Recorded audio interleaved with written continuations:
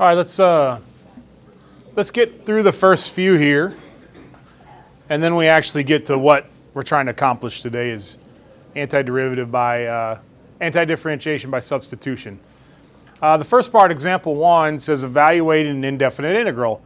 If you don't have like integral from 0 to 1 or 5 to 7, then we just do the integral, 1/3 x to the third minus plus cosine of x and then plus c.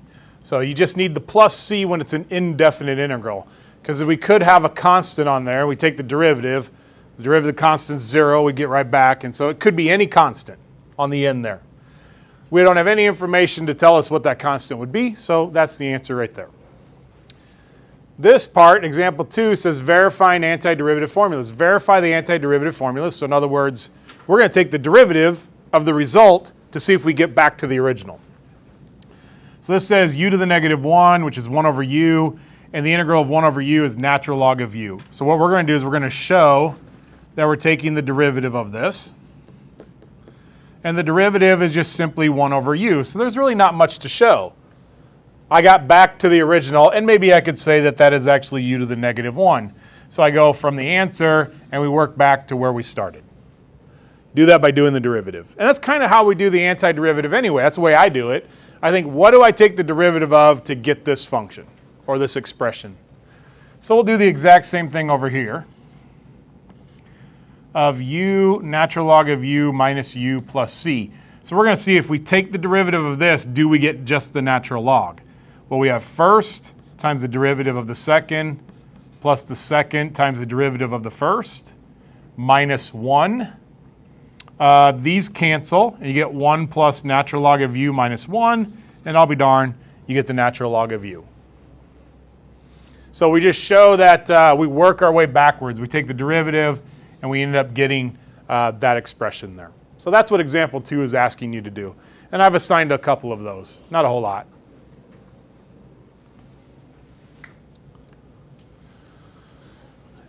Paying attention to the differential. Here, let f of x equal x to the third plus 1 and u equal x squared. Find each of the following antiderivatives in terms of x. So everything in terms of x. Yeah,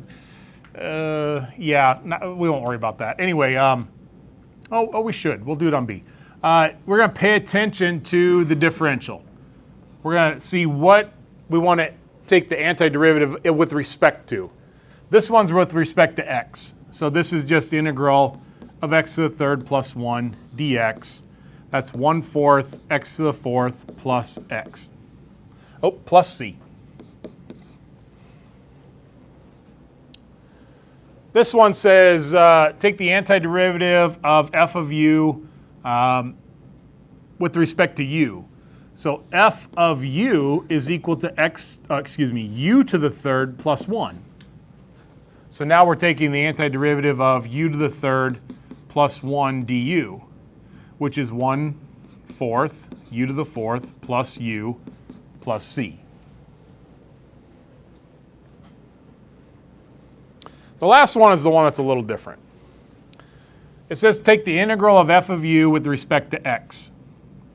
So f of u is u to the third plus 1, but u is x squared. So if we plug x squared in there, so f how should I put this? Well, let's do this. If I put x squared in there, we get x squared to the third plus 1. So that's really x to the sixth plus 1. So f of u, antiderivative with respect to x, means we're going to take the antiderivative of x to the sixth plus 1 dx. So 1/7 x to the seventh plus x plus c.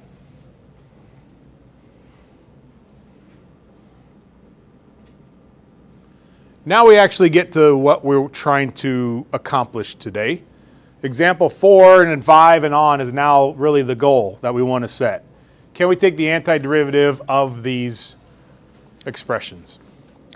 What you're looking for is a function and its derivative in the problem. So I'll just do example 4. I would let u equal cosine of x. And then the derivative of that, du dx, is equal to negative sine of x. But I would write it like this. du is equal to negative sine of x dx. I'll multiply the dx over. I chose cosine because the derivative of cosine is sine, actually negative sine. So I have a function cosine and kind of its derivative here. It's okay to have a multiple of its derivative because we can move constants around. So I have the cosine. I can replace that with u. So e to the u. I have sine of x dx. I don't have negative sine of x dx, so we'll bring the negative over. Negative du equals sine of x dx. Now I can replace sine of x dx with negative du. Negative du. And I usually put those constants out front. You can pull constants out of pretty much everything, even integrals. So now, do we have something left that we can take the integral of? Sure. Negative e to the u plus c. But we didn't start with u's, we can't end with u's. U is cosine of x. So negative e cosine of x plus c. We're done. We are done with this problem. We found the antiderivative. But did it work? Is it actually the antiderivative? So what is the derivative of negative e cosine of x plus c? What's the derivative of that? Well, the derivative of e is e to the cosine of x, negative, and then times the derivative of the inside, which would be negative sine e to the cosine of x. And negative negative makes that a plus. So that's the derivative of what I found. Well, I'll be darned. There it is. But like I said, you can stop there, right there. That's where you stop. We found the answer. It's sitting right here. All right, example 5.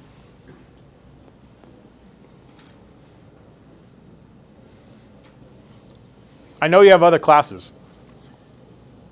There's probably times where you focus more on your chemistry, or you focus more on your physics, or more on your English because you got a test coming up. I'm going to ask you for your undivided attention on this section because it's not easy.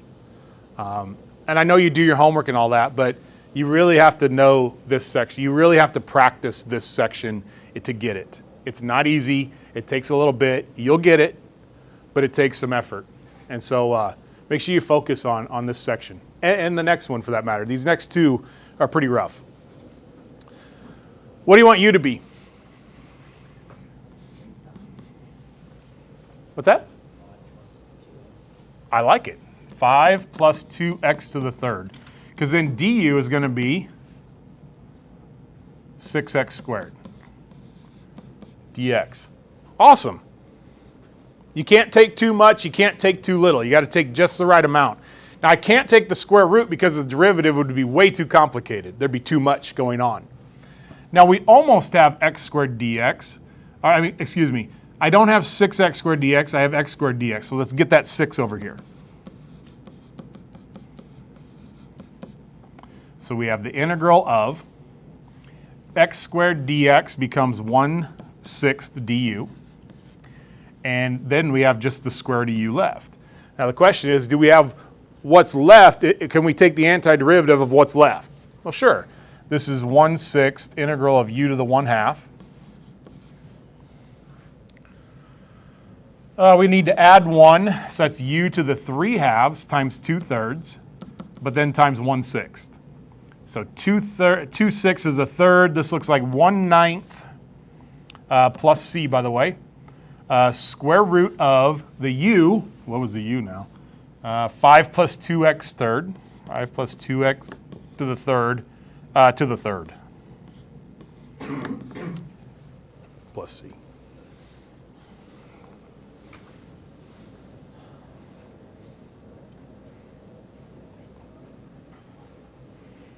Questions on that?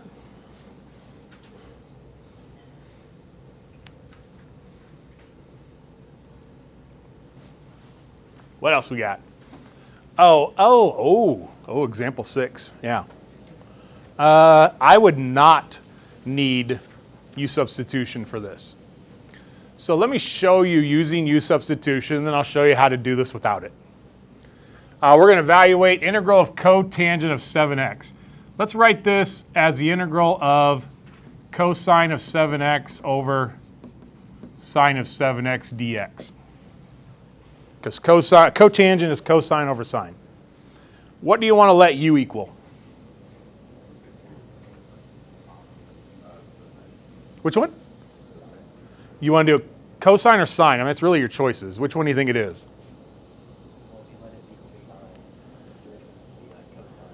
And we don't actually have cosine in this, do we? We have 1 over cosine. We don't actually have cosine in this problem. So because of that, we're going to let, or excuse me, we don't have sine in here, do we? We have 1 over sine. So we don't actually have sine in here. So we're going to let u equal sine. That way du is equal to 7 cosine of 7x. We have that. We have cosine of 7x dx. I can replace that. If I made u cosine and did the derivative as negative sine, I don't have negative sine in here. I don't have 7 cosine either. So let's go 1/7 du is equal to cosine of 7x dx. So now cosine of 7x dx becomes 1/7 du, and sine of 7x becomes u, so 1 over u. So it looks like 1/7 natural log absolute value of u plus c. So 1/7 natural log absolute value of sine of 7x plus c. That's the antiderivative of cotangent. But let's compare that to integral of, let's say, tangent of 3x dx. What? Go ahead. Can you explain how you get from the third line to the fourth line? 1, 2, 3 to this? Yeah. Okay. So here's the info. Here's all the information right there. So I'm going to go back up to here, and cosine of 7x dx becomes 1/7 du. 1/7 du. So that piece is gone. U, sine 7x is u, so that's 1 over u. There's the 1 over u.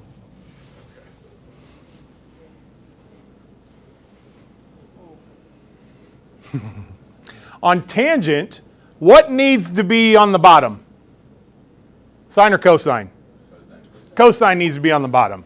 So the antiderivative of this is a natural log of the absolute value of cosine of x. Excuse me, 3x. That'll send cosine down to the denominator, won't it? Because the derivative is 1 over cosine of 3x. What's the derivative of cosine of 3x? Negative 3 sine of 3x. So to counter that out, I need negative 1/3 plus c. There's the antiderivative of tangent without using u substitution. All I think is what needs to get down to the denominator? Sine or cosine? Well, cosine does. So I'll put that in the natural log. There you go. That's it. That's all you have to do. You don't have to do substitution with this. Okay, example 7. Setting up a substitution with a trigonometric identity. Find the indefinite integral. You can use a trigonometric identity to set up a substitution. This is the third class of the day. Both classes have gotten this one. So there's your challenge. What should I do first?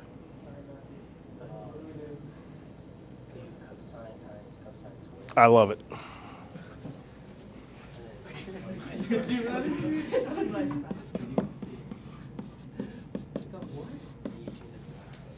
Now what? Do you change cosine squared to 1 minus sine? You got it.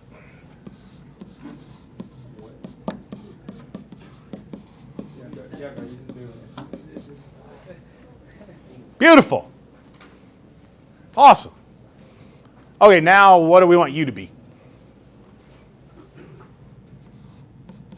I don't think either class, I had to really pull this out of the last 2 classes. This is the tough part. No sarcasm, this is the tough part. What do you want you to be?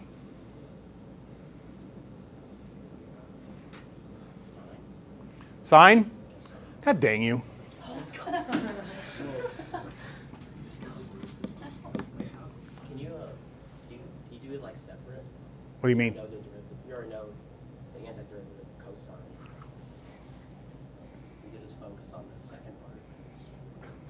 Well, let me just finish like I should, okay? Okay. So let's go du equals cosine of x dx.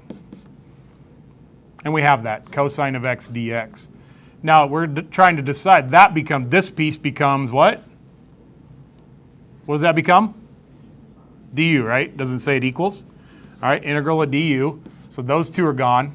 And this ends up being 1 minus u squared, because we have two of those, right? We're squaring that. So now the question is, we got everything replaced, can you take the antiderivative of that? Well, sure, no problem, right? U minus 1/3 u to the third plus c. But u is sine. Sine of x minus 1/3 sine to the third of x plus c. That's to the third power, not 3x. Pro level, good job. You need to keep your mouth shut from now on. Just kidding. It's not supposed to be that easy. That's awesome. This one's easy. This one's easy.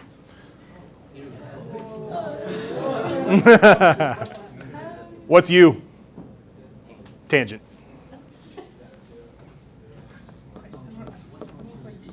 Why is u tangent? Because the derivative is secant squared. You're trying to look for a function and its derivative. The function's tangent, the derivative is secant squared. And that's what we've been doing pretty much the whole time. We've been trying to find a function, which is sine, its derivative is cosine. Function is sine, derivative is cosine. I mean, that's what we've done every single time on this u substitution. The derivative of this is not quite x squared, it was 6x squared. So it's okay to get a multiple of the derivative. Well, this one has exactly what we need. It's right there. It has the tangent and it has the secant squared. There are two ways to finish this problem. Let me show you both ways. Let's do this first. Let's go integral of secant squared x dx becomes du, and that's just u. So this is 1/2 u, not 1/2. What do I add 1? Yeah, 1/2 u squared. Yeah, I had it, plus c. And now this is a definite integral. So we're going from, we're going from 0 to pi over 3, but these are x's. We're going from x equals 0 to x equals pi over 3. So we got to put the tangent of x back in here. 1/2 tangent squared of x. Oh, not plus c, excuse me. This is a definite integral. We don't need that c. We don't do c with definite. All right, anyway, now we can go from x equals 0 to x equals pi over 3. And we don't usually write those x equals, but I want to make a point. I'm going to show you how an alternate way to do this. All right, let's finish it up. Let's actually find the value. Tangent squared of pi over 3 minus 1/2. Tangent squared of 0. Tangent of pi over 3. Pi over 3 is 1/2 square root of 3 over 2. So the tangent square root of 3 over 2 over 1/2, that's square root of 3. So 1/2 square root of 3 squared, and the tangent of 0 is 0. So the answer ends up being 3/2.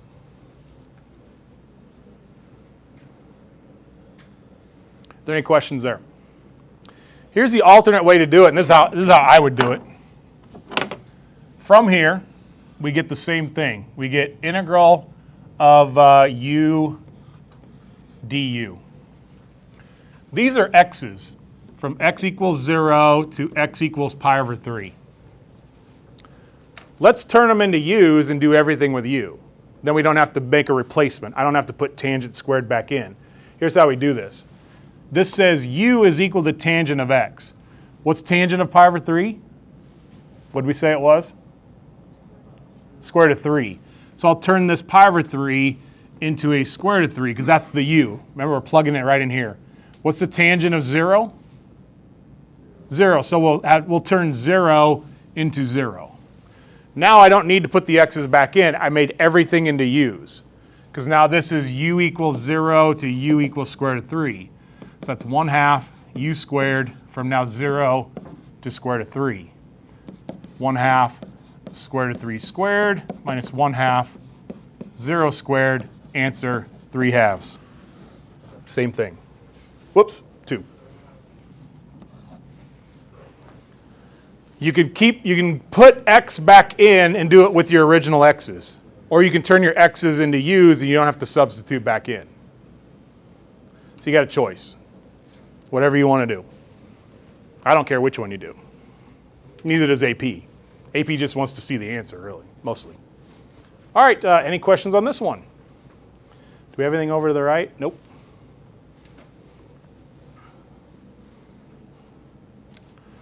What's u?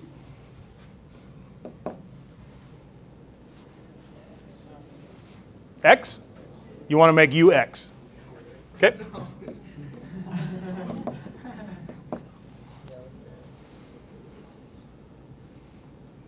Now what?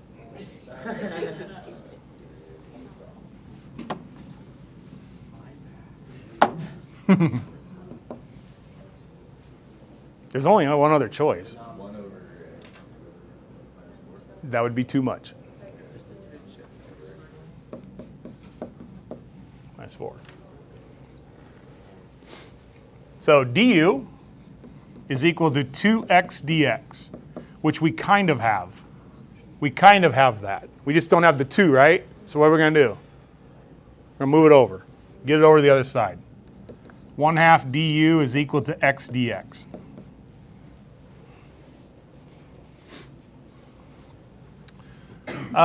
Do you want to change everything to u's, or do you want to put x's back in?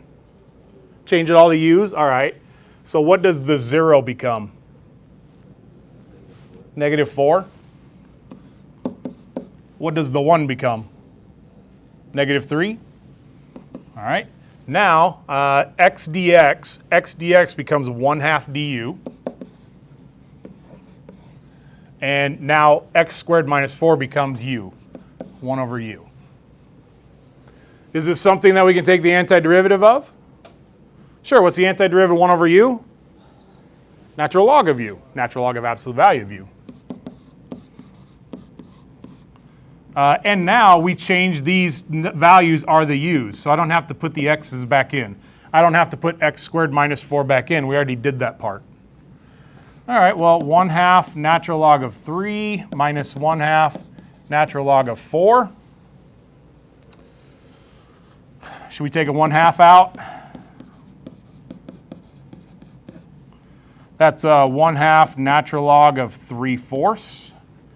And then if I brought that back up to a power using the power rule of logs, a multiple choice answer would probably be this. That's probably what I would put as the multiple choice correct answer. AP likes you to simplify this stuff for their multiple choice. Not all the time, not every time, but most of the time.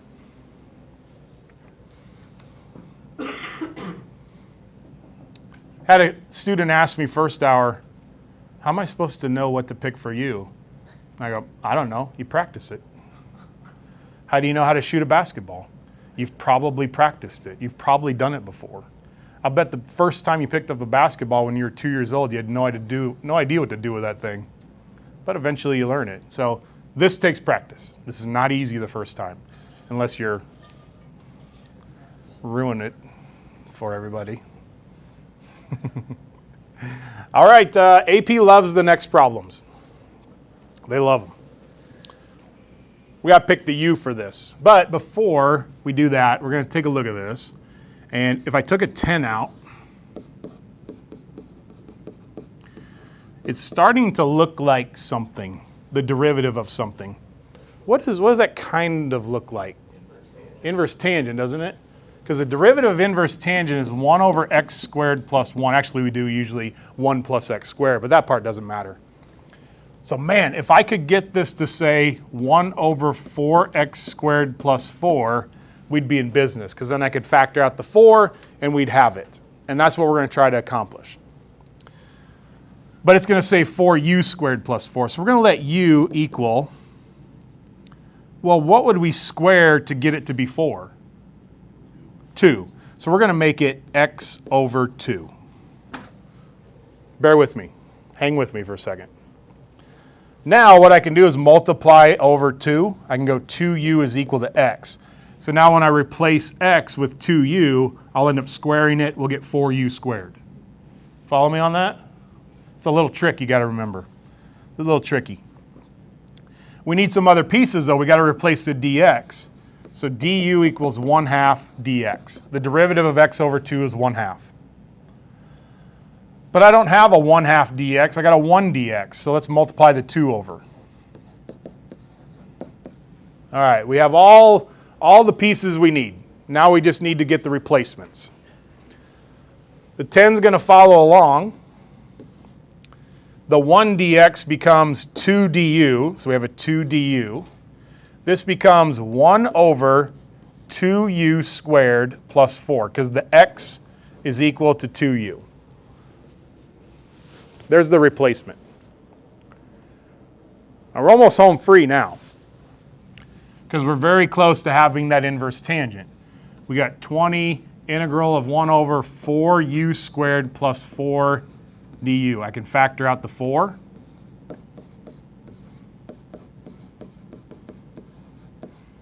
And now it's inverse tangent. So 5 inverse tangent of u, but u is x over 2 plus c.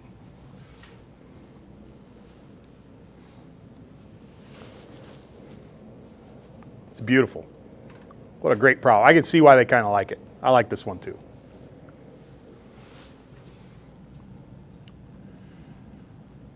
How about the one over to the right? What are we going to let u equal on this one? X over 7, right? We're going to, because we want to be able to square something to get 49. All right, give this one a try. See if you can finish it out.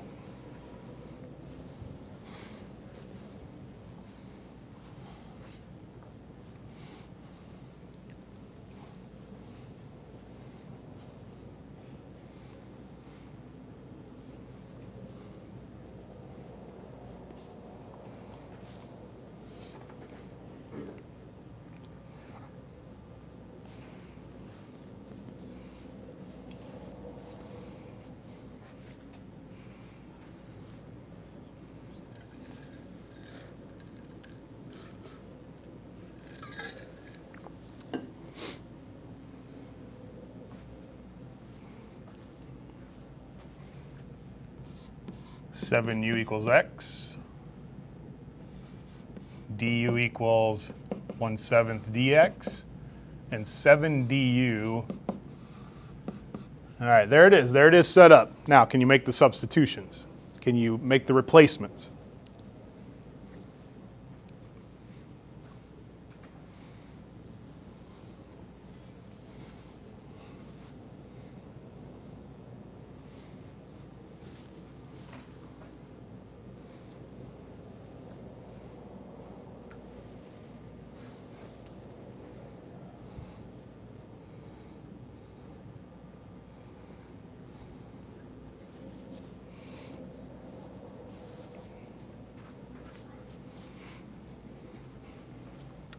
This will be integral of 7 du, and then 1 over 7u squared plus 49. So there's the replacements that we need. The substitutions, if you will. So this is 7 integral of 1 over 49u squared plus 49 du. And that's kind of what we're looking for. So now we have 7 over 49 times the integral of 1 over u squared plus 1, and we got it. So 1/7 inverse tangent of, that's the u, x over 7 plus c. Any questions on this specific problem? They really like that one. There's a decent chance you'll see that on the final and on the test. Any questions? What else we got? Oh, well, that makes 4 a little easier, hopefully. Do you need u substitution on this one? Probably not, because it's a 1 already. We don't need to make it a 1 into a 1. So number 4, this is inverse tangent of t plus c. No problem. Let's buzz through these real quick. This one is use differentiation to verify the antiderivative formula. So you're going to show that negative cosecant of u plus c is this. So the derivative of negative cosecant is negative cosecant u cotangent u, and the derivative of c is 0. So not a whole lot to do there. Oh, this is... All right. They tell you what u is. So try number 18, and they already tell you what to use for u. See how far we can get on it.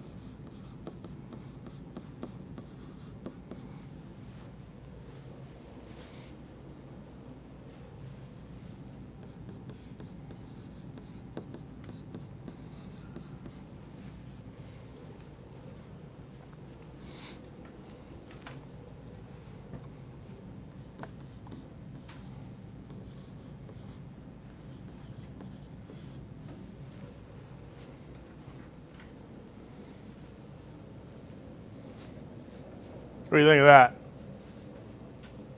So x dx becomes 1/4 du, and we have cosine of u. But that leaves us something that we can take the antiderivative of. It's sine. So we have 1/4 sine of u plus c. So 1/4 sine of u, which is 2x squared plus c. There we go. Hey, you might have been able to do that one without use of substitution, quite frankly. But maybe not. All right, should we try 22? Unless you have questions, ask. Try the next one. They tell you what u should be, which is maybe not, I don't know. Sometimes you just got to pull stuff right out of the square root. Because if you take too much, your derivative will be too much. So you got to take as much as you can without taking too much. It's Goldilocks.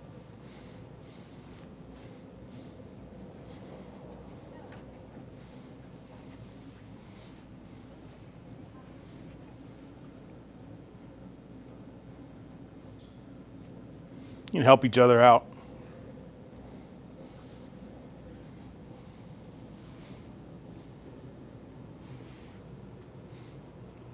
We're not solving it. We're just taking a derivative. Here, watch. So the first thing I would do, maybe you weren't solving it. Negative 3r squared, right? dr. All right, there's first step, in my opinion, if you already know u.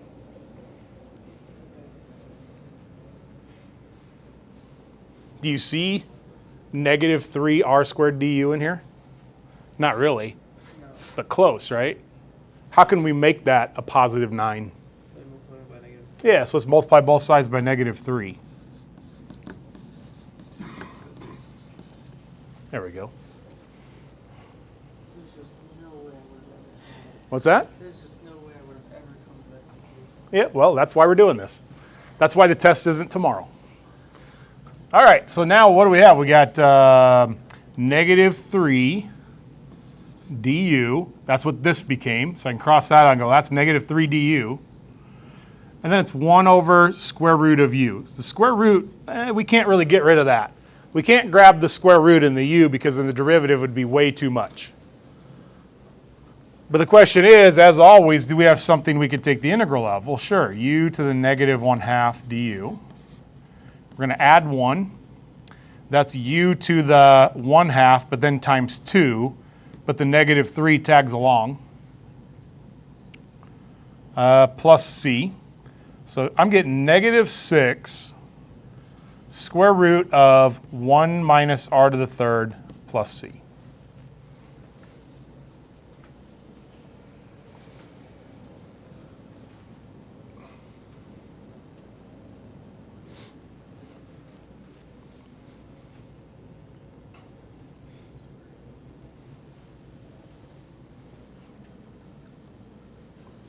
I grabbed 26 and 30 because you don't really need u substitution for this, in my opinion. When you take the derivative of, that's secant squared. Tangent, right? So this one is tangent of x plus 2 plus c. Because the derivative of the inside is just 1. So what are you going to make u? X plus 2 and du is dx? Not necessary. Really isn't. That one can be done without substitution. This one can also be done without substitution. This one's really easy if you just notice one thing. There's one little trick there.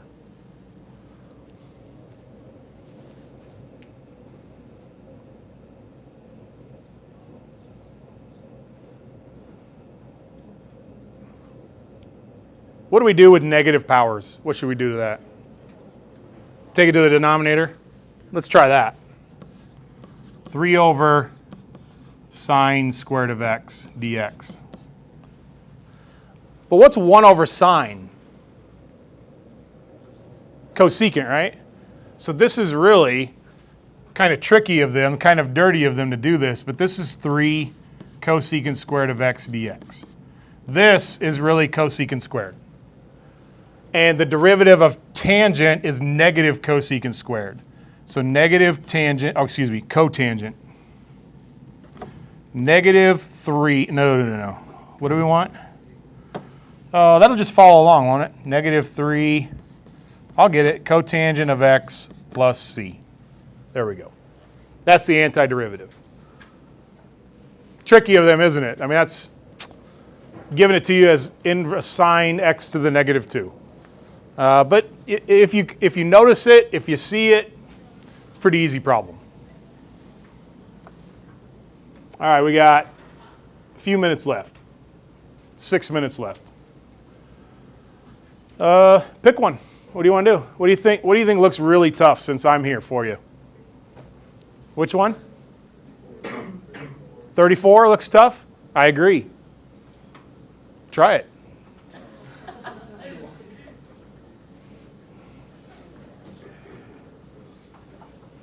After you get the u, it's not that bad. Picking the u is really tough. I don't even know if Matt can get this one. Maybe we should ask.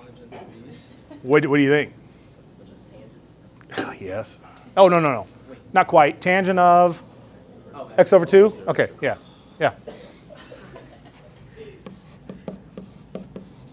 Why? Derivative is secant squared, right? With a constant. We don't care about that. We'll fix that. So du is equal to 1/2 secant squared of x over 2. But we don't have 1/2 secant squared of x over 2. We have 2. Well, we have secant squared x over 2 dx. So we'll get that 1/2 over here.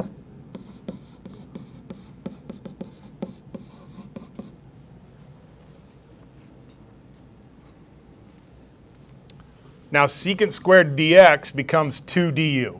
2 du, and that's the u, so this is u to the 7th. U to the 7th, like that.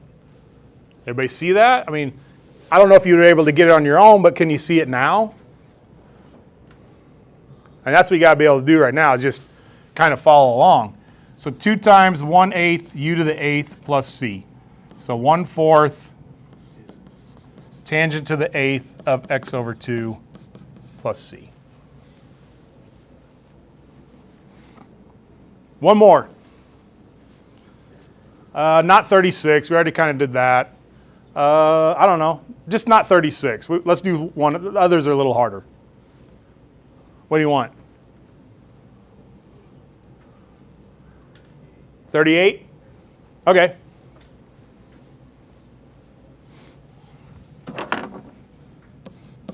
What do we want u to be? A function and its derivative. Not just sine. Let's take a little more than that. Let's take 2 plus sine. Not the squared, though, because then the derivative would be too complicated. So 2 plus sine of t. So that the derivative is cosine of t dt. Oh, and we don't have that, but we have this and this. That's fine. Because now we can make it the integral of 6 du over u squared.